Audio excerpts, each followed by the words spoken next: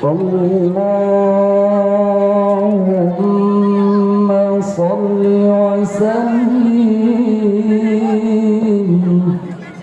على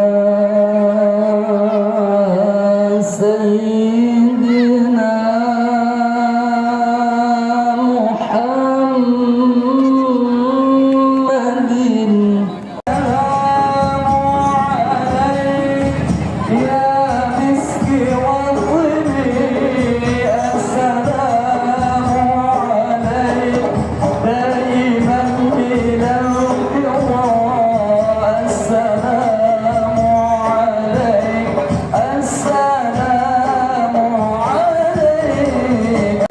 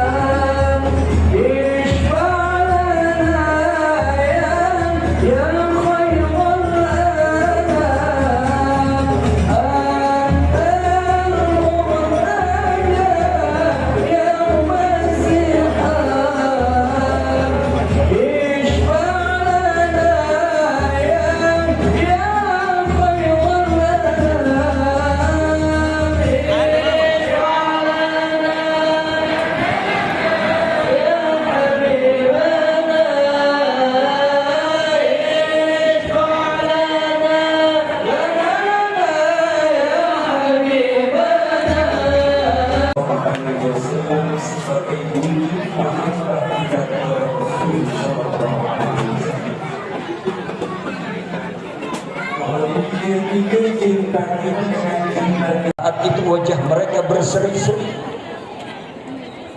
mereka bahagia sampai Allah mengatakan, ada apa denganmu saat kau buka buku catatan amalmu, kau tersenyum-senyum sendiri.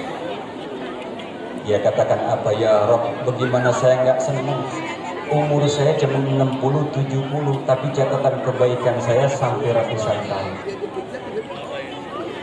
Maka kata Allah apa? Beruntunglah dirimu saat di dunia engkau memiliki anak-anak yang saleh dan salihah.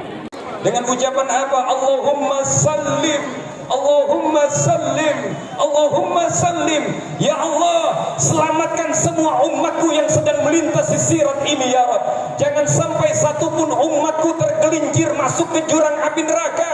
La arda wa wahidun min ummati finnar.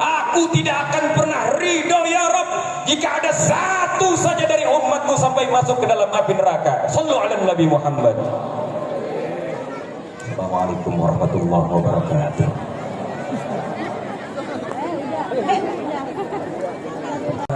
Kita amalkan di kehidupan kita. Amin ya rabbal alamin. Untuk tausiah berikutnya, ceramah agama selanjutnya akan disampaikan oleh Al-Mukarram Bapak Kiai Haji Haris Hakam. Kepada beliau waktu dan tempat kami aturkan. Sallu ala Muhammad.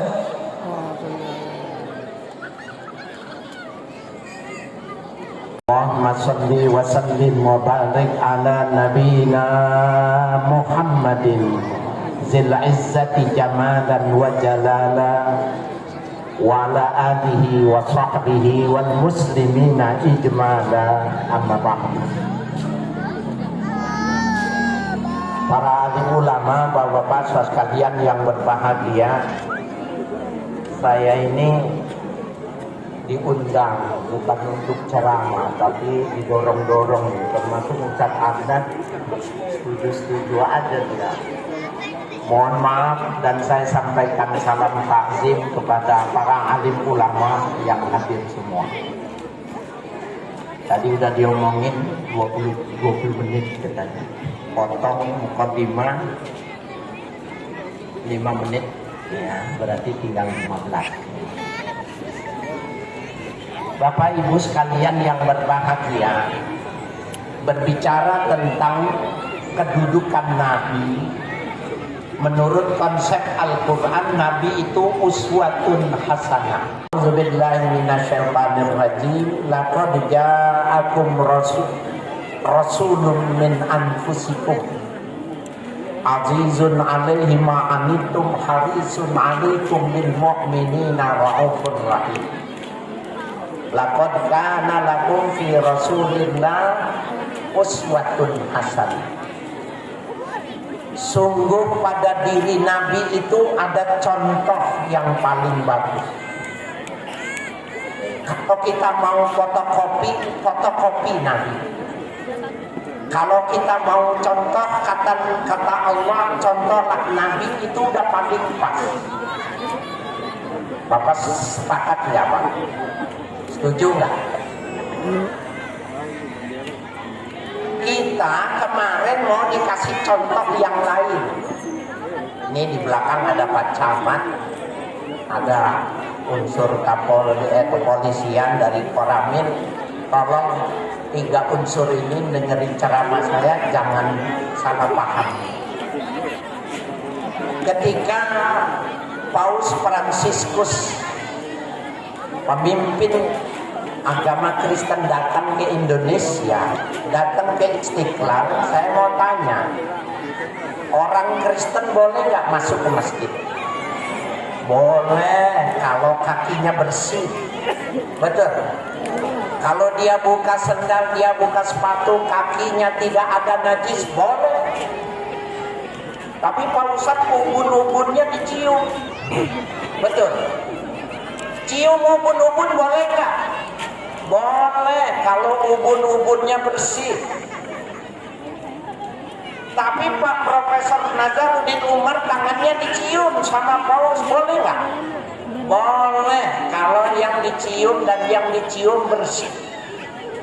Saya ingin menggarisbawahi urusan toleransi selesai. Urusan toleransi bagus. Umat Islam sudah menunjukkan akhlak yang bagus, menerima tamu walaupun beda agama dalam toleransi yang bagus, hebat dan perlu dipertahankan. Ini catatnya Pak Camat, Pak Lurah, ini kita setuju, kita sepakat. Bapak setuju? Setuju. Begini ya. Oh, wah. Ini bukan tepat. Kenapa Nabi makan pakai 3 jari? Karena yang dimakan korma. Lah kalau makan bubur ayam gimana? Bisa nggak? Ada sarin, dibuat dari bubur gandum dicampur dengan kaki. Maka nggak mungkin dengan kaki makan bubur itu tadi dengan 3 jari. Yang dimaksud Nabi itu kalau makan pagi, malam tidak makan. Kalau makan malam, besok nggak mau makan. Kita makan terus. Nah, oleh karena itu Bapak Ibu sekalian, jadi apa yang dikatakan dalam Al-Quran, laqad kana lakum fi Rasulillahi uswatun hasanah, itu benar. Ada satu riwayat hadis yang sahih, diriwayatkan Imam Bukhari dan Imam Muslim, bahwa Nabi dikatakan lam yashba salasata ayyamin min hubbi burrin hatta laqiyallah. Nabi belum pernah 3 hari 3 malam perutnya kenyang berturut-turut sampai beliau menghadap Allah. Subhanallah. Pak, Bapak, besok hari apa besok? Selasa, Rebo, Kamis. Kalau istri Bapak nggak masak Selasa, Rebo, Kamis, Bapak ngomong apa? Halo? Ngomong apa Bapak? Cerahin katanya. Bapak Ibu sekalian yang berbahagia, hebat Rasulullah itu dijadikan sebagai contoh. Pernah suatu ketika Sayyidah Fatimah itu bikin roti bundar dibelah 4, 1/4 untuk suaminya Ali bin Abi Thalib, 1/4 buat dia yang masak, 2/4 itu Husain, 1/4 Hasan, 1/4. Suaminya makan, anaknya makan, karena memang lapar dan waktunya makan. Tapi beliau Sayyidah Fatimah waktu dia mau makan, Bismillahirrahmanirrahim, waktu mau dia makan, dia ingat sama ayahnya. Pak, kita punya anak kalau lagi makan ingat nggak sama bapak? Subhanallah. Izin kepada suaminya titip Hasan dan Husain berangkat ke rumah Rasulullah.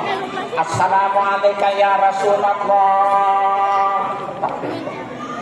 Buka kecup. Nabi kalau ngecup itu di sini Pak, mabai dan lain-lain. Sini, bukan sini. Jelas gak? Sini. Beliau memberikan hadiah, dibuka sama Nabi. Subhanallah, seperempat rahib yang masih hangat.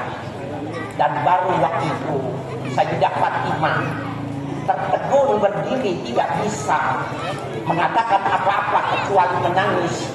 Lantaran Rasulullah mengatakan, ya Fatimah, haza awal ta'amin yadkhulu ala fami abika mundu salatati ayyam.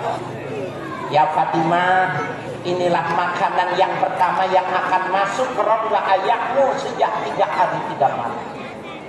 Nangis Sayyidah Fatimah, ya Allah. Orang tua yang begitu mulia sebagai Nabi dan Rasul, sebagai pemimpin, tetapi beliau tidak makan, tapi tidak marah. 3 hari tidak makan, tidak merah mukanya, tidak temperamental. Kalau bapak nggak dikasih makan sama suami istri bapak 3 hari 3 malam, apa yang bapak lakukan? Hah? Nggak ngapa-ngapain, cuma engsel pintu pindah. Bapak sekalian yang berbahagia, Nabi senang putrinya sambil nangis bahagia bisa memberikan makan. Bismillahirrahmanirrahim. Baru mau dimasukin, ada yang ngucapin salam. Assalamualaikum. Tahu nggak assalamualaikum siapa tuh Pak? Tukang minta-minta. Nengok Nabi, nggak ngomong dia, nggak minta dia cuma megang perut aja. Maka Rasulullah mendekat, yang sudah 3 hari tidak makan, yang sudah dibacain Bismillah dikasihkan sama tukang minta. Itu subhanallah. Merubah hal-hal yang tidak masyarakat inginkan. Apa sih yang perlu dirubah? Silakan berikan informasi kepada kami supaya kami bisa memberikan masukan kepada pimpinan untuk merubah ataupun menghilangkan ataupun apalah istilahnya yang tidak diharapkan oleh masyarakat itu supaya tidak dilanjutkan. Itu harapan kami, ya mudah-mudahan apa yang menjadi kegiatan yang kita lakukan ini semata-mata untuk kepentingan masyarakat. Mungkin demikian dari kami, karena waktu sekali lagi terima kasih ya atas pelaksanaan kegiatan hari ini. Mudah-mudahan kita semua ya, nah kita hadir di sini adalah bentuk kecintaan kita kepada Nabi kita, Rasul kita Nabi Muhammad SAW. Terima kasih, dari kurang saya mohon maaf. Kami tutup wabillahi taufiq wal hidayah. Wassalamualaikum warahmatullahi wabarakatuh. Bismillahirrahmanirrahim. Assalamualaikum warahmatullahi wabarakatuh.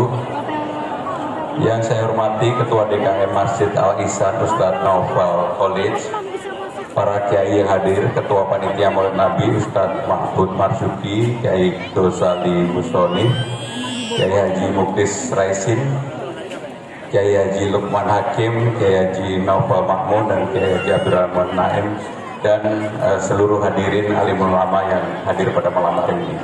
Pertama-tama saya minta maaf karena baru selesai acara dengan Pak Sultan dari Jogja, Sultan Hamengkubuwono ke-10, yang ini Raja Jawa beneran.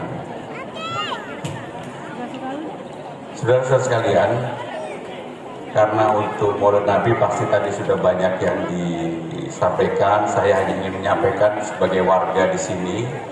Saya tinggal di sini sudah lebih dari 20 tahun dan saya juga merupakan cukup dekat dengan pengurus masjid di sini. Hampir setiap waktu, setiap saat saya juga bersilaturahmi. Saya hanya mohon doa restu, saya hanya mohon didoakan. Ini tidak dalam kampanye, tetapi apapun yang akan lakukan kalau kemudian Allah memberikan amanah kepada saya. Walaupun saya ini secara terbuka selalu mengatakan saya tidak pernah meminta jabatan, termasuk jabatan untuk menjadi calon gubernur ini. Bahkan ketika menjadi menteri 2 periode di era Pak Jokowi pun saya tidak pernah datang ke beliau untuk minta jabatan. Ketika saya menjadi wakil sekjen sekjen partai, umur 34 saya sudah menjadi sekretaris Presiden Megawati, juga saya tidak pernah meminta jabatan kepada beliau. Tapi memang saya terbiasa hidup dengan kerja keras. Sehingga itulah yang kemudian kenapa saya yang sudah menolak, betul-betul saya menolak. Saya terus terang saya mendukung Mas Anies untuk bisa maju pada waktu itu. Tetapi saya menolak, tapi ya namanya amanah akhirnya diberikan kepada saya. Saya akan berjuang dengan sungguh-sungguh, mudah-mudahan akan memberikan manfaat yang baik bagi umat, terutama bagi umat. Hal yang baik dari gubernur-gubernur sebelumnya, terutama untuk voting, itu akan kami lanjutkan kembali, bahkan ditingkatkan. Para pengurus masjid, marbot, guru ngaji, dan sebagainya yang sekarang ini saya mendengar bahwa fasilitas yang diberikan tidak seperti dulu lagi. Itulah yang kemudian saya pasti akan kembalikan dan bahkan perlu kita tingkatkan. Sehingga dengan demikian malam ini saya hanya mohon doa restu saja, karena saya tidak mau berceramah urusan Maulid Nabi, karena ini pasti tadi semua kiai, para ustadz sudah memberikan. Saya hanya mohon doa restu saja. Dan saya merasa bersyukur di tempat ini selalu saya mempunyai hubungan yang sangat baik dengan para tetangga, dan saya juga selalu, bagi saya silaturahmi ini menjadi hal yang penting. Ketika terakhir saya ketemu dengan Roy Surya NU di Cipete, beliau juga kaget kenapa kok saya akhirnya mau gitu. Saya bilang, saya sampaikan ya kalau memang ini baik bagi saya, bagi umat, saya mau.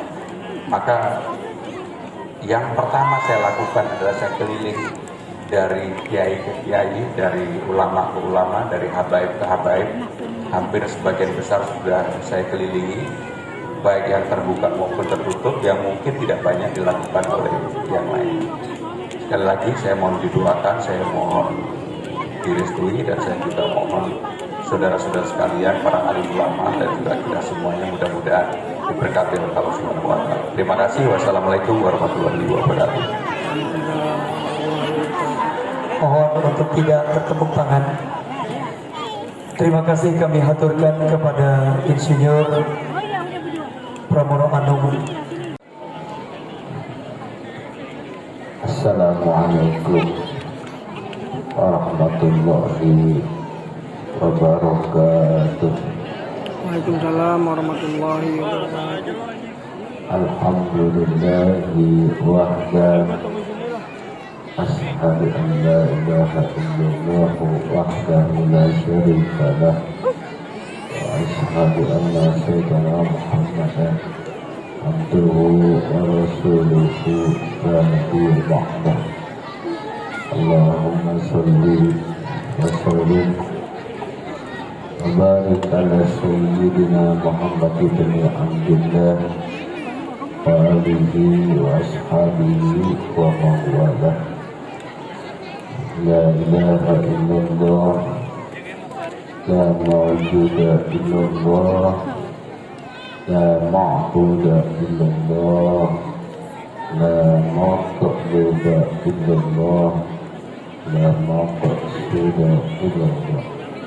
Saya jarang ngadepin orang banyak, dia rada grogi. Biasa ngadepin bocah, biasa ngadepin santri. Ini yang saya hadepin kiai mulu, yang saya hadepin orang tua mulu, jadi saya rada grogi. Makanya doain biar bisa kagak. Para bapak-bapak, ibu-ibu jamaah sekalian, tahu pesawat? Tahu pesawatnya? Tahu. Kalau orang dulu bilangnya kapal. Pesawat Garuda Airlines dari Bandara Internasional Cengkareng Soekarno Hatta menuju Jeddah King Abdul Aziz. Pada waktu pesawat naik, apa namanya, take off ya. Pada waktu pesawat take off dan berada di atas, pertanyaannya adalah, bandara King Abdul Aziz kelihatan apa kagak?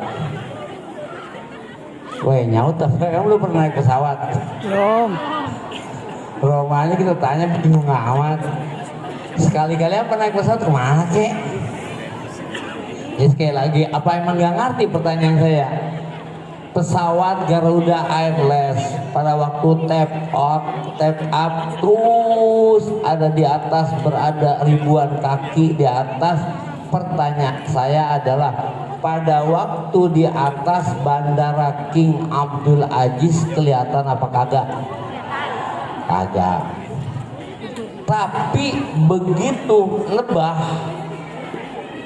bahasa orang sana nebah, begitu mendarat landing itu kagak kelewatan, kagak kekurangan, kagak ke kanan, kagak ke kiri, ngepas ya. Begitu mendarat, padahal waktu di atas nggak kelihatan King Abdul Aziz itu, tapi kenapa begitu mendarat ngepas? Ngapa tuh? Pakai tali kama ngelayangan. Karena sang pilot mengikuti koordinat yang ada, koordinat GPS. Artinya ketika kita take up, lepas kita dari masa balik umur 15 tahun menuju pendaratan terakhir kemana? Mampus. Ketika kita lepas landas dari masa balik menuju pendaratan terakhir yaitu mati. Nah pertanyaannya, ada nggak yang udah yakin ntar kita mati bawa iman? Kalau ada yang udah yakin, saya mau minta doain. Ada nggak yang udah yakin ntar mati bawa iman?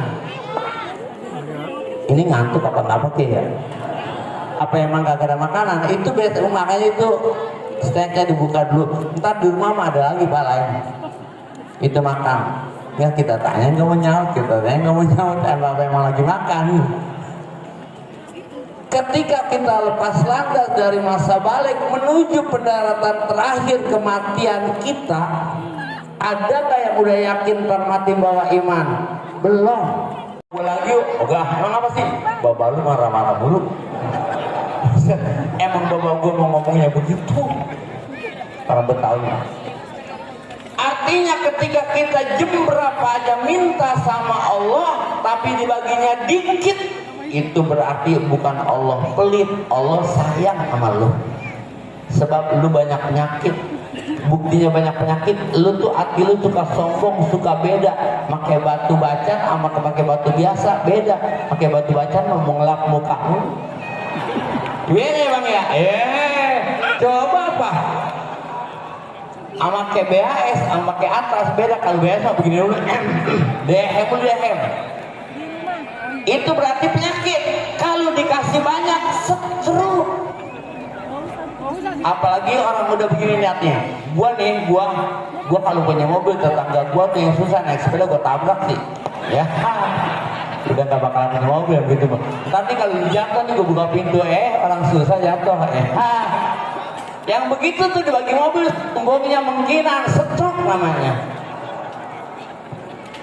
Ibu-ibu nih Pak, pakai kerudung polos sama pakai kerudung yang ada mereknya, Joya, beda. Iya, Joya. Mau begini mulu kalau pakai kerudung bagus mak. Apalagi pakai emas-emasan sama emas beneran beda. Kalau emas beneran mah ngomongin kondangan nggak begini. Ibu-ibu, besok kondangan, jangan lupa gini nggak jatuh. Emas-emasan mah tangannya tutup mulu. Itu namanya kombinat Allah sayang. Minta banyak dibaginya dikit. Allah sayang dari mana? Punya anak SD kelas 1. Emang jadi tahu emaknya habis dapat arisan, babanya habis dapat jual tanah. Ya tahu bapaknya banyak duit. Akhirnya kata bocah, "Pak, minta duit Pak, 100 Pak, mau sekolah." Anak SD kelas 1 minta duit 100, bapaknya sedang banyak-banyaknya duit, emaknya juga lagi banyak, dibagi kagak sama bapaknya cepet. Nih bapak yang benar dibagi nggak anaknya? Kalau dibagi bapak PA namanya. Anak minta cepat juga dibagi duit tuh puluhan juta juga. Bukan babanya nggak punya duit banyak. Itu lo nggak bagi pelit dong lo. Bukan karena pelit, karena gua sayang. Emang apa?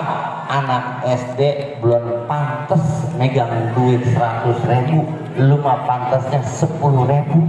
Lu mah belum pantas punya mobil. Lu mah pantasnya punya motor aja dulu. Lu punya motor aja udah belagu banget, mau ke puncak mulu. Kalau punya mobil, ya, iya lu punya motor aja mau nebeng mulu belagu banget. Mau ke puncak mulu, puncak kalau punya mobil. Ya, setruk lu. Cobaan gue berat amat nih. Berat dari mana? Ya Allah, guru saya sakit, ini sakit, anak sakit, ekonomi lagi menurun. Nih, cobaan mah nggak ada yang berat, lu yang cengeng. Saya punya anak 4, laki, SD, SMP, SMA, kuliah. Saya kebetulan lagi ngebangun punya bata merah. Saya bilang sama anak saya, "Tong, bantuin bapak bawa bata merah sini." "Iya, Pak." Datang yang SD, saya kasih 2. Datang yang SMP, saya kasih 4. Datang SMA, saya kasih 6. Datang yang kuliah, saya kasih 8. Pertanyaannya adalah, emang anak lu semua itu Ji? Iya. Itu si anak lu beda-bedain bawaannya. Saya tahu seberapa kuat tenaga anak saya. Nggak mungkin SD saya kasih 8, yang kuliah saya kasih 2. Allah takut seberapa berat, seberapa kuat keimanan kita, maka Allah memberikan cobaan pun dengan sesuatu yang kita mampu. Nggak mungkin anak muda di sini dicoba kayak Nabi Yusuf, dikunciin pintu sama wadonan diudak-udak. Nggak mungkin. Yang di latar aja diudak-udak, apalagi di kamar. Nggak mungkin. Maka saya ditanya sama guru saya, "Hafal?" "Ya Kiai." "Kalau lu jadi Nabi Yusuf, baju siapa yang sobek?" Saya bilang sama Kiai, "Nggak ada yang sobek Kiai." "Kok bisa?" "Saya udah buka baju duluan." Nggak ada yang sobek, berarti aman, karena saya buka baju. Itu artinya Allah tidak mungkin nyoba ustaz di sini kayak Nabi Nuh.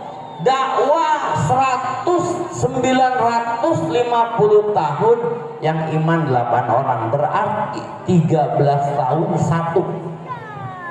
Ustadz sini muridnya nambah 1 tahun 1 aja gulung tikar. Udah gitu. Pernah gue jadi ustadz, dia wah, mending ngomong aja ketahuan. Akhirnya beralih dari sorban hijau menjadi jaket hijau. Karena muridnya 1 tahun nambah 1. Nggak mungkin dicoba orang kampung kita, Pak. Bini kita nggak mungkin dicoba ke Siti Fatimah. 3 hari kagak makan. Dipanggil Siti Fatimah 3 hari nggak makan. Dipanggil tuh Ali, Sayyidina Ali suaminya, "Abang, sini dah Bang." Siti Fatimah masuk ke dalam, ngambil sorban. "Bang, ini ada sorban peninggalan ayah. Tidak abang bawa ke pasar. Mudah-mudahan laku, ntar buat kita makan." Gitu. Bini kita Pak, 3 hari kita nggak bagi duit. Nggak kebayang udah. Nggak kebayang. Apalagi anak laki, emang bininya kagak masak, udah tuh seisi rumah tai semua. Lakinya lagi nyeduh kopi, bininya nanya, "Ngapain Bang tai?" "Nyapu." "Ngapain Bang tai?" "Serumah tai semua." Itu karena kamu gitu doang. Artinya udah boleh ngepasin. Nggak mungkin lu nggak kuat, lu pasti kuat, cuma cengeng doang. Nggak mungkin kita Pak dicoba kayak Firaun, disuruh kayak Nabi Musa suruh mau ke Firaun. Itu namanya koordinat. Rizki saya guru ini lagi seret banget. Emang apa? Emang apa yang dinamakan rizki? Lu makan puyeng buat nyicil motor, bukan buat apa, bukan buat makan apa sih, ketemu buat nyicil motor sama banda yang lu puyeng mah. Rizki lu kata susah, no cecek enggak ngewarung, enggak ngojek, makan lah, enggak cecek kagak bisa terbang, makanannya bisa terbang, makan gak aja? Makan tiap hari, setiap rumah ngebasmi makanan cecek, tapi makan. Apalagi kita manusia masa nggak makan. Yang bikin kita puyeng mah buat cicilan motor sama buat bebanda. Rizki mah udah pasti dijamin sama Allah. Makanya hidup mah jangan saseh-saseh mulu. Ngeliat rumah orang, rumah cakepnya. Ngeliat baju orang, baju cakep amat, saseh mulu. Hidup sih saseh mulu. Ada motor di atas mobil, siapa itu beli motor? Saya lagi, ya mulu, ya setruk. Udah masih bagi-bagiannya nih. Contoh. Saya naik mobil, kita naik mobil. Ini sopir sebelah kanan ya. Kita sebelah kiri ya. Ini sopir, ini kita malam naik mobilnya. Jalan, di depan ada mobil, bahasa Inggrisnya samprogan ya. Hah? Amprogan, bahasa Inggrisnya bahasa mana itu? Iya, kita duduk di samping sopir, ini sopir terus, depan ada mobil amprogan. Pertanyaan saya adalah, kita yang duduk di samping sopir silo apa enggak? Silo enggak? Sopir silo enggak? Sopir silo menabrak bang. Abang yang jawab sopir silo apa enggak? Yang jawab silo bisa nyopir apa enggak itu? Sekarang yang bisa nyopir aja saya tanya, sopir silo apa enggak? Enggak, sopir silo menabrak. Kenapa beda? Kita di depan, sopir di depan, kita mandang ke arah depan, sopir mandang ke arah depan. Tapi kenapa kita silo, sopir enggak? Satu, kenapa kita silo? Karena kita ngeliatin lampu orang, kita ngeliatin jalanan orang. Itu yang bikin kita silo. Kalau kita hidup ngeliatin rumah orang, kita hidup ngeliatin pakaian orang, kita hidup ngeliatin mobil orang, silo pak. Kok sopir gak silo? Sopir gak pernah ngeliatin jalanan orang. Yang dilatin sama sopir jalanan dewek. Mau cakep, mau jelek, emang udah itu bagian gua. Maka sopir gak silo.